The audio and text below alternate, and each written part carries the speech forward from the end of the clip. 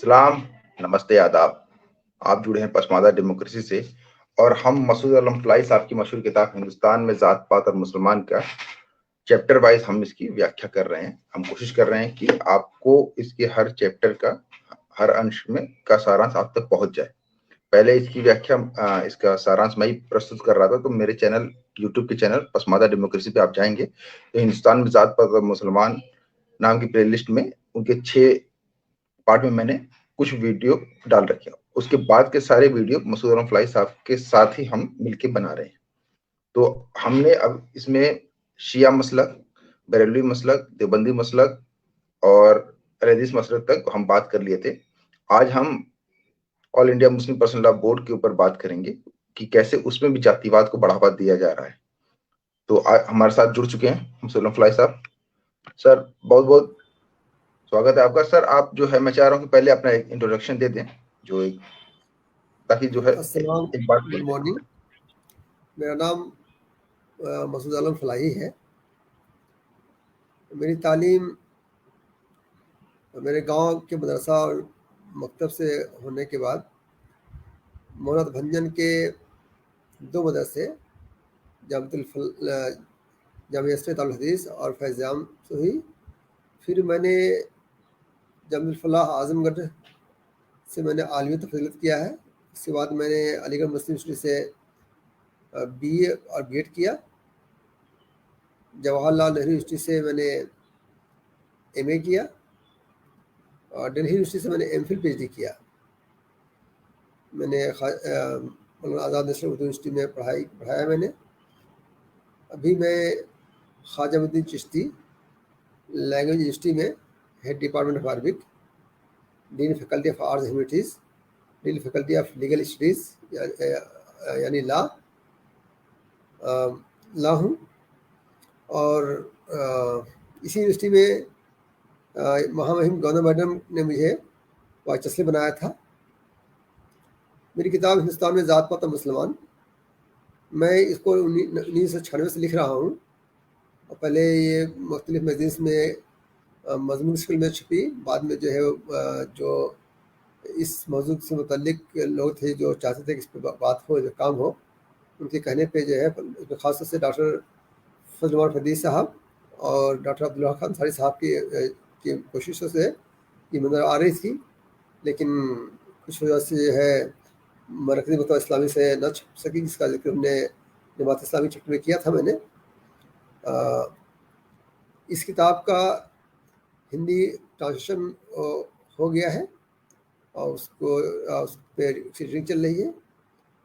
आज का जो मौजू है मुस्लिम पर्सनल लॉ बोर्ड और जातिवाद, इस पर आज हम बात करेंगे। All India personal law board जो है, जो मुसलमानों के जो पर्सनल मसाइल हैं, जिससे उनके जो शादी ब्याह, निकाह, तलाक, ज़िहार और जो उनके जो उसको बोलते हैं जो उनके पर्सनल मैटर्स हैं, मतलब जो क्रिमिनल लॉ के अलावा उससे मुतल्लिक जो है पे डील करता है। और इसको मौलाना रब्बानी साहब ने कोशिश करके और सारे मुसलमान की जमातों से कोशिश करके उन्होंने बनाई थी। इसके पहले सदर जो है मौलाना कायम होते साहब थे और सैयद मिन्नतुल्लाह रब्बानी साहब इसके जनरल सेक्रेटरी बने। इनका मेन मकसद था ख़ास तौर से जो है उन इश्यूज़ पे बात करता है जिसमें जो है जो उनके घरेलू मैटर होते हैं, मतलब वो क्रिमिनल मैटर नहीं होते हैं, जो हम बोलते हैं सिविल मैटर होते हैं, जैसे जो है तलाक का है, प्रॉपर्टी का है, आपसी झगड़े का है, इस सब चीज़ों के करता है ये। इसमें देखा होगा आपने इसमें ने जो शाह बानो केस में बहुत रोल प्ले किया था, बहुत आगे थे, लेकिन बाद में जो है वो जो उन्होंने कोशिश किया था उसका उलट ही हो गया। वो मौजूद से अलग है।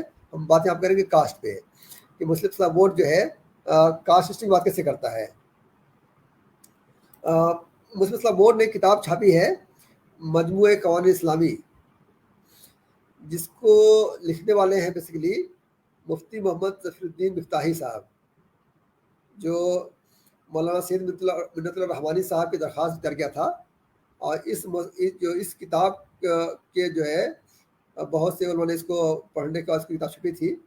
इसमें इसके एक एक हर्फ पे, एक एक वर्ड पे जो है बहस करने के बाद किताब छपी, जिसके तायद करने वाले मौलाना सैयद مولانا سید منت اللہ رحمانی، مولانا سید ابو الحسن علی ندوی، مولانا ابو الاسلام قاسمی، مولانا سید نظام الدین، مولانا سید محمد علی رحمانی، مولانا مفتی ظفر الدین مفتاحی، مولانا مرحد الدین سنبھلی،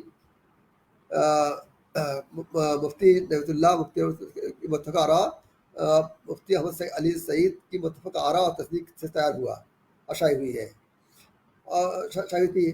اس کتاب میں بھی آپ دیکھیں گے کہ کفو کے نام پر انہوں نے ذات پات خوب فروغ دیا ہے۔ کفو کے بارے میں لکھتے ہیں، میں بحث چھوڑتا ہوں میں، جو نسب کے کفو سے لکھتے ہیں، نسب میں کفات کا اعتبار عرب خاص کر قریش اور عجم کے کل خاندان میں کیا جائے گا جنہوں نے اپنے نسب کو خود رکھا ہے، البتہ باقی سارا عجم ایک دوسرے کا کفو ہے۔ اسی اصول کے پیش نظر لڑکی اپنے ولی کا غیر کفو یعنی مظلوم رذیل ذاتوں میں کرایا ہوا نکاح فسخ کروا سکتی ہے، اور اسی کفات فی نسب یعنی نسب میں برابری کی پیش نظر کسی بالغہ لڑکی غیر کفو یعنی نچی ذات میں کیے ہوئے نکاح کو فسخ کر دینے کا اختیار ولی کو حاصل ہوگا۔ اب اللہ اگر لڑکی بھی جو کوئی غیر کفو شادی کر لیتی ہے تو اس کو ایک توڑ سکتا ہے۔ پھر آگے لکھتے ہیں دفعہ 69 باپ دادا کے علاوہ دوسرا ولی نابالغ لڑکے یا لڑکی کا نکاح ایسی جگہ کر دے جو معاشرت میں اس کے مساوی نہ ہو۔ اس کا جو وہ سب آرٹیکل یہ ہے دال، باپ دادا اپنی بے عزتی، لاپرواہی یا لالچ وغیرہ کی وجہ سے نابالغ اولاد کی مصلحت اور اس کی بھلائی کو پیش نظر رکھے بغیر نشہ کی حالت میں اس کا نکاح ایسی کر دے جو اس کے ہم پلہ نہ ہو یعنی مظلوم رذیل برادریوں کا ہو، ان دونوں صورتوں میں نکاح منعقد نہ ہوگا۔ پھر لکھتے ہیں دفعہ 70 پہ الف، نابالغہ اپنا نکاح ولی کی رضا کے بغیر غیر کفو یعنی مظلومہ چھوٹی ذات میں کر لے تو ولی اسبا مطلب جو مرد ولی ہے ان کو حق اس کو نکاح توڑنے کا حق حاصل ہوگا۔ پھر ہے ایک اس کا با ہے، بالغہ اور ولی دونوں نے شرط نکاح کی وجہ سے کفارتی شرط رکھی یا شوہر کو ایسے بیان پہ جس میں اس نے اپنے کو کفو ظاہر کیا، اس کو کفو سمجھ کر نکاح کیا، بعد میں ظاہر ہو کہ وہ کفو نہیں بلکہ مظلومہ رذیل ذات کا ہے، تو ان دونوں صورتوں میں ولی اور اس بالغہ دونوں اس ولی اور اس نابالغہ دونوں کو اختیار کفات یعنی کفات اختیار کا حق حاصل ہوگا اور قاضی کے ذریعہ اس نکاح کو ختم کرا سکتی ہے۔ اس کا جیم پارٹ ہے باپ دادا نابالغ اولاد کا نکاح کفات کی شرط پر یا کفات کے بارے میں تفریق ثانی کی بنیاد پر اعتماد کر کے اس کے ساتھ کر دے، پھر اس کے خلاف ظاہر ہو تو باپ دادا کو عدم کفات نہ ہونے کی بنیاد پر قاضی کے ذریعہ تفریق کا حق حاصل ہوگا، بلکہ اولاد اس کا نکاح باپ دادا نے کیا ہے اگر بالغ ہو چکی ہے اور اس کے بلوغ سے پہلے باپ دادا نے عدم کفات ظاہر ہونے کے بعد اس نکاح پر رضامندی ظاہر نہیں کی تو اولاد کو بھی عدم کفات کی بنیاد پر قاضی کے ذریعہ حق تفریق حاصل ہوگا۔ دیکھیے ان پوری باتوں میں جو ہے کس طرح انہوں نے جو ہے کاشف کی بات کیا ہے، اور ایک جگہ لکھتے ہیں کہ جو ہے نو مسلم اور خاندانی مسلم دونوں ایک دوسرے کفو ہیں، لیکن یہ غلط فہمی ہے۔ وہ دفعہ 119 میں لکھتے ہیں کہ نو مسلم اور خاندانی مسلمان ایک دوسرے کے کفو ہیں، لیکن یہ جو ہے یہ جو بات کرتے ہیں خاندانی مسلمان اور نو مسلم برابر ہیں، یہ اس کے کہتے ہیں کہ اس عرب کے لیے ہے، یہ نان عرب کے لیے نہیں ہے۔ لکھتے ہیں کہ امام حنیفہ اور صاحبہ یعنی امام ابو یوسف اور امام محمد اس بات پہ متفق ہے کہ کفات میں نو مسلم اور خاندانی مسلمان ہونے میں کا اعتبار عربی نسل لوگوں میں نہ ہوگا، کیونکہ وہ صرف نسب پر فخر کرتے ہیں، اسلام قبول کرنے میں نہیں۔ اسی بنیاد پر کوئی ایسا عربی نسل جس کا باپ کافر ہو کسی ایسی عربیہ مسلمان عورت سے شادی کر لے جس کا خاندان کئی پشتوں سے مسلمان چلا رہا ہو تو بشرط اس کا کفو ہے۔ یعنی جو بات کی انہوں نے یہ ہندوستان میں کوئی اسلام قبول کرتا ہے کوئی نان مسلم تو اس کے لیے نہیں کر رہے ہیں، یہ کریں گے اس کے لیے جو عرب میں ہے۔ تو اب یہ ان کا پورے مسلم اسلام بورڈ کا جو ہے مسلم اسلام بورڈ کی جو مجموعہ قوانین اسلامی کا ہے، یہ کتاب چھاپی گئی تھی خاص طور سے شابان کیس کے پیش نظر، اور اس بنیاد پر کہ اس کو کوڈیفائی کیا گیا تھا، اس کا انگلش ترجمہ بھی کروایا گیا ہے۔ ایڈوکیٹ طاہر کوئی طاہر صاحب ہیں، صحیح طاہر محمود صاحب، اسے ترجمہ کیا ہے اس کا، یہ دکھانے کے لیے کہ جو جج ہیں اور وکیل ہیں ان تک یہ کتاب پہنچ جائے کہ جب آپ فیصلہ کرنا ہو تو آپ اس کی وجہ سے فیصلہ کیجیے، ہمارا اسلام یہی ہے۔ میں آگے بتا دوں کہ جو ہے اس کتاب کے فارورڈنگ میں مولانا السلام کاشف صاحب کی کتاب کو شریعت محمدیہ شریعت اسلام کے احکام کا مجموعہ ملت اسلامیہ شریعت محمدیہ کی عظیم امانت لکھا ہے. مولانا سید ابو الحسن علی ندوی نے اس کتاب کے مقدمے میں لکھا ہے مسلم لا بورڈ جن احکام یا موضوعات سے بات ہے وہ ابھی دیگر شرعی قوانین کی طرح کتاب سنت سے ماخوذ ہے، بلکہ اسے ایک امتیازیہ حاصل ہے کہ اس سلسلے میں بیشتر احکام براہ راست قرآن مجید میں مذکور ہیں. مثلا نکاح، طلاق سے متعلق احکام قرآن مجید کی 5 سورتوں بقرہ، نساء، نور، احزاب، طلاق کی تقریباً 30 آیتوں میں ہے. مگر دیکھ لیجئے مگر جو ایک تعجب بات یہ ہے، شاید کسی سے آواز آ رہی ہے، ایک تعجب بات یہ ہے کہ جو ہے اس پورے مجموعہ قوانین اسلامی میں کہیں بھی حوالہ جو ہے قرآن اور حدیث سے نہیں دیا گیا ہے، دیا گیا ہے فقہ کی کتابوں سے دیا گیا ہے. پوری کتاب کے اندر ہمیشہ فقہ کا دیا کہ فلاں فقہ میں ہے.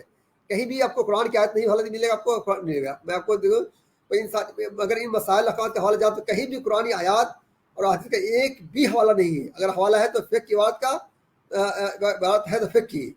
خود قاضی صاحب نے لکھا ہے، جو قاضی سید السلام قاضی صاحب نے لکھا ہے، ان تمام احکام کے مصادر مستند کتب فقہیہ کے حوالے سے نقل عبارت کتب درج کر دیا گیا ہے. مطلب یہ جو ہے خود لکھتے ہیں کہ اس میں جو حوالے دیے گئے ہیں یہ فقہ کی کتاب حوالے دیے گئے ہیں. تجویز بات ہے. اب بات کریں مجموعہ قوانین اسلامی اور حوالے دے رہے کس سے؟ حوالے کس سے دے رہے ہیں؟ فقہ کی کتابوں سے. اچھا سر مجھے یہ سمجھائیے کہ یہ جو میں آگے بتا دوں میں پہلے ایک بات رکھ لوں کہ یہ جو ہم بات کر رہے ہیں اس وقت مسلم پرسنل لا بورڈ اور اس کے علماء لیڈران کی، تو اس کو ہی سرکار بھی اور بہو سنکھیک سماج بھی اسی کو مسلمانوں کے ہی سنستھا مانتا، کہتے ہیں یہی پرتیندتو کر رہی مسلمانوں کا. یو سی سی کے اوپر بھی یہی جو ہے اپنی بات رکھ رہے ہیں اور یہ اپنے اسٹرکچر میں جاتی وادی ہیں. تو اور جو آپ جس کتاب کا ذکر کر رہے ہیں کہ جو ان کے اپنے سینٹر ہیں، جیسے کہ لکھنؤ میں ہر جگہ سینٹر ہیں جہاں پہ لوگ جاتے ہیں مشورہ لینے یا طلاق دینے یا طلاق لینے جو بھی، تو ان کی یہ ایک ان کا سنویدھان ہے یہ کتاب جو آپ بتا رہے ہیں، جس میں جاتی واد کے بارے میں ایسے لکھا ہوا ہے کون کسی شادی کر سکتا کون کسی شادی نہیں کر سکتا. تو مان لیجیے کہ ایک انصاری نے ایک سید لڑکی سے شادی کر لی، تو اس کے پاس اگر مسئلہ پوچھا جائے گا تو وہ کیا جواب دیں گے اس کا؟ نہیں ہوا کہے گا. ارے باپ رے، بتائیے یہ تو بڑا خطرناک ہے. مطلب کہ اچھا اس کو ڈیفینڈ جو ہے پسماندہ سماج کتنا ڈیفینڈ کرتا ہے مسلم پرسنل لا بورڈ کو کہ ہم جان دے دیں گے اس میں جو ہے وہ کچھ ہونا نہیں چاہیے. اچھا اس کے اسٹرکچر میں بھی کوئی پسماندہ نہیں ہے شاید، جیسے آپ نے لکھا ہے کہ جتنے جو ہے وہ 99% جو ہے جو علیہ نے اسٹرکچر دیا ہے ان کے پورے اس کا جو ان کا ڈھانچہ ہے اس میں کہیں پسماندہ نہیں ہے. اچھا پورا پسماندہ سماج جان دیے ہوئے مسلم پرسنل لا بورڈ بچا کے رہیں گے ہم. ایک پسماندہ تھے وہ پروفیسر تھے، وہ انتقال کر گئے، علی گڑھ کے تھے وہ. اس میں میں بتا دوں آگے جو ہے قاضی صاحب لکھتے ہیں 19 اگست 2001 میں بمبئی کے اندر مجموعہ قوانین اسلامی کا اجرا کرتے ہوئے قاضی صاحب نے کہا تھا اس کتاب میں فقہی حنفی مسئلہ کے تحت اسلامی قوانین کی تشریح کی گئی ہے کیونکہ ہندوستان میں اسی مسلک ماننے والے کی اکثریت ہے. انہوں نے مزید کہا میں کسی مسلک کو سوتیلا نہیں سمجھتا، میں مشکلات کے وقت ایک مسلک کو چھوڑ کر دوسرے مسلک سے استفادہ کرنے کو روا سمجھتا ہوں. میں یہ کہنا چاہتا ہوں کہ یہ جو دعویٰ کیا جا رہا ہے کہ قرآن میں براہ راست نصوص کے موجود ہیں، کیا کوئی ایک صریح آیت بھی اس کفو کے لوادہ میں لپٹی ہوئی ذات پات ابلیس وار کی تائید میں دکھائی جا سکتی ہے؟ حتیٰ کہ کوئی صحیح اور صریح حدیث بھی دکھائی جا سکتی ہے؟ نہیں ہے. علامہ ابن حجر کہتے ہیں کہ کفو میں نسب کفو کے سلسلے میں ایک بھی صحیح حدیث نہیں ہے، سنگل صحیح حدیث موجود نہیں ہے. سوچ لیجیے آپ. یہ آپ کہہ رہے ہیں کہ کوئی سنگل بھی موجود نہیں ہے، تو یہ آیا کہاں سے؟ مطلب اس کو اتنے بڑے پیمانے پر لوگ مانتے ہیں، اتنے جو آپ کہیے کہ سارے مسلک کے جو جاتی وادی علماء سب اس کو کوٹ کرتے ہیں. ہم جو ہے ایک میں الحدیث علماء کا بھی ذکر کیا سید کے اس پہ سیدی بڑھائی کے اوپر وہ کر رہے تھے. جی ابلیس نے کیا کہا تھا؟ میں بھٹکاؤں گا، میں آؤں گا آگے سے، دائیں سے، بائیں سے، پیچھے سے. جتنی موضوع حدیثیں ہیں اس پہ کی بنیاد ہے پورے کا سسٹم کی. تو یہ شیطان اپنے مسئلہ کامیاب رہا. اللہ نے کہا بھی ہے کہ کر لو جو کرنا ہے شیطانوں کو، تمہیں تمہارے ماننے والوں کو میں چھوڑوں گا نہیں، نکلی دروازے ہیں جہنم کے کھلے ہوئے. ہم نہیں کہہ رہے بھائی، قرآن کہہ رہا ہے. یہ نہ کوئی کہتا ہے کہ جو ہے علی مرزا یہ کہہ فلاں کرے، بھائی میں نہیں آتا علی مرزا کہہ رہے، میں جانتا ہوں نبی صلی اللہ علیہ وسلم نے کیا کہا ہے، ہم جانتے ہیں اللہ نے کیا کہا ہے. ٹھیک ہے. یہ کچھ لوگ جو ہوتے ہیں باطنی ہوتے ہیں، کچھ لوگ ہوتے ہیں جو پیسے سے سپورٹ والے ہوتے ہیں، کچھ لوگ ہوتے ہیں جو کاسٹ کچھ اور ہوتی ہے لیکن چھپاتے کچھ اور ہیں وہ. اور جو لوگ کہتے ہیں کہ علی مرزا نے کہا، تو علی مرزا صاحب بھی تو اگر مرزا ہے تو وہ صحیح تو ہے نہیں، تو ان کا درجہ بھی تھرڈ پہ آ رہا، فورتھ پہ آ رہا ہے. ٹھیک ہے. اور بھائی میں تو قرآن کی بات کرتا ہوں. اب میں بار بار کہہ رہا ہوں، قرآن نے جگہ جگہ کہا ہے، نبی صلی اللہ علیہ وسلم نے کہا کہ لو تقول علیہ بعض الاقاویل، کہ اگر میرے اوپر بات گڑھ کے بیان کرتے تو میں پکڑ لیتا ان کو شگے رکھ کاٹ دیتا. ہی کہا ہے اس نے لخذنا بالیمین ثم لخذنا باليمين، اس طرح کوئی الفاظ ہے قرآن کے. پھر یہ کہا کہ اے نبی آپ وہ چیز کیوں حرام کرا دیتے جس کو اللہ نے حلال کرا دیا ہے. تو ہم نبی کریم صلی اللہ علیہ وسلم کی ذات سے کیسے امید کر سکتے ہیں کہ اللہ کے رسول جو ہے اللہ کی باتوں کو اپوز میں بیان کریں گے. اللہ کا رسول انسان برابر، اور نبی صلی اللہ علیہ وسلم پہ گڑھ کے پیش کرو گے نہیں. انہوں نے کہا کہ فلاں سید افضل، تو اللہ کی بات میں نبی کی بات میں کلیش ہوا. کیا ہم یہ امید کر سکتے ہیں کہ اللہ کے رسول جو ہے نبی اللہ کی بات کا وہ اپوز کر سکتے ہیں؟ بولیے. نہیں. اور کوئی یہ مانتا بتا دے. بیسک اسلام کا بیسک آدھار یہی ہے کہ وہ کیسے اپوز کر سکتے ہیں یا اس کے خلاف جا سکتے ہیں. اسی لیے اللہ رسول نے کہا اپنے آخری خطبے میں کہ میں نے اے سبز کہا کہ میں نے تم دین پہنچا دیا. کہاں پہنچا دیا؟ دین پہنچا دیا. بیلا کموکاست قرآن جگہ جگہ کہا ہے. مطلب جو ہے کہ تم سوچتے ہو کہ جو ہے جو وہی آ رہی ہے اس میں گھٹا نہیں ہے، جو وہی آ رہی ہے بالکل جو ہم بھیج وہی تو پہنچ رہی ہے، کوئی کمی نہیں ہے کوئی کہیں پہ کوئی جو ہے ڈنڈی نہیں ماری جا رہی ہے. جیسے قرآن میں ذکر ہے. دیکھیے قرآن سے بھاگنا، دیکھیے شیطان کی بات میں کیوں بار بار کہتا ہوں، جو قرآن کی چار پیش کیا میں نے، شیطان کہہ رہا ہے دائیں سے بائیں سے آگے سے پیچھے سے، تو وہ ڈائریکٹ نہیں کہہ رہا ہے، کہہ رہا ہے کہ ایسے افضل ہے تو وہ ایسے افضل ہے، تو وہ اس کی خاندان ہے، اس کا خاندان ہے. بھائی خاندان ہوا کرے انسان. اور اسلام میں تو جو آپ نماز روزہ پڑھتے ہیں وہ بھی آپ کا پرسنل میٹر ہے.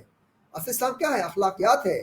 آپ کا بیہیو جو ہے آپ کے پڑوسی کیسا ہے، آپ کا بیہیو آپ کے دوسرے لوگوں کے ساتھ معاملات کیسے آپ کے ہیں. اسلام میں سب سے زیادہ زور کس کو دیا گیا؟ معاملات کو زور دیا گیا ہے.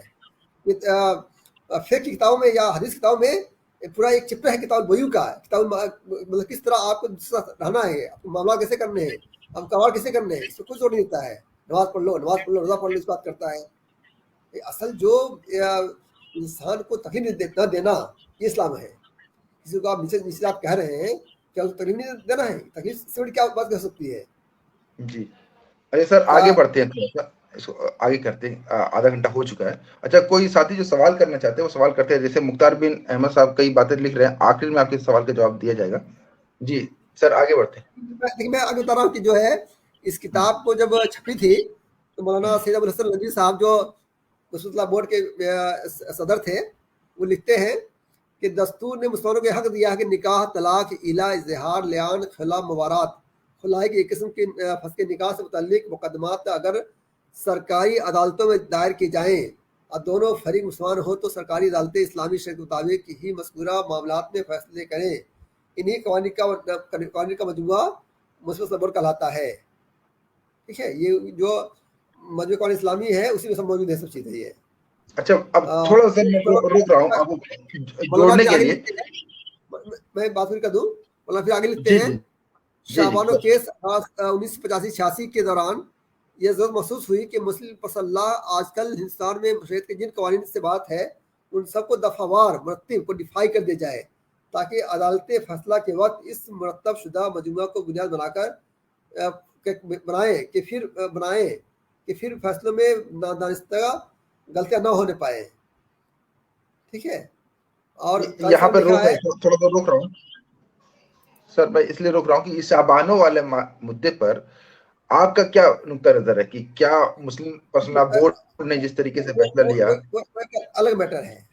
اس پہ ہم ابھی کاش بات کر رہے ہیں، وہ ابھی بات کریں اس پہ الگ بات کر لیں گے. ابھی کاش بات کر لیں گے. ٹھیک ہے ٹھیک چلیے موضوع سمجھ جائیں گے. ہم یہ دکھانا چاہتے ہیں کہ دیکھیے مطلب یہ مجموعہ قواعد اسلامی جو ہے ہم کو اسلام کا ایک شریعت کا ایک لا پیش کر رہا ہے، لیکن اس کے اندر کا سسٹم ہے. اور قاضی صاحب نے لکھا ہے ولایت، حضانت، نکاح، طلاق، خلا، زہار، الا، فسخ نکاح، عدت، نفقہ، علاوہ، عزیز، وقف، وصیت، حوا، وراثت وغیرہ میں سے متعلق امور کے بارے میں شریعت محمدی کا احکام کو دفعہ وار ترتیب کے ساتھ اس موضوع میں منضبط اور مرتب کر دیا گیا ہے، جسے آپ کوڈیفیکیشن آف مسلم پرسنل لا کر سکتے ہیں. مرتب کوڈیفائی مجموعہ قوانین آل انڈیا مسلم بورڈ کی طرف سے شائع کیا جا رہا ہے، جو کسی بھی عدالت، جج، وکلاء اور علماء کے سامنے بر وقت حوالہ اس بات کے ذریعہ بن سکتا ہے.